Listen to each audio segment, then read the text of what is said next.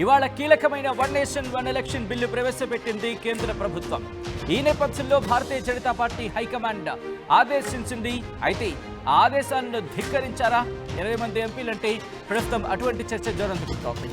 దాంట్లో ప్రధాని మోదీ కూడా ఉన్నారా? ఇవన్నీ కూడా డీటెయిల్గా మాట్లాడుకుందాం. విప్ జారీ చేసినప్పటికీ 20 మంది ఎంపీలు డుమ్మా కొట్టారనేది మనకు అందుతున్న సమాచారం. 20 మంది ఎంపీలు గైర్ హాజరయ్యారు.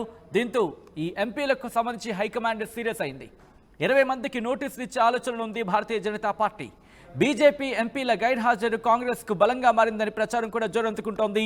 ఈ నేపథ్యంలో 543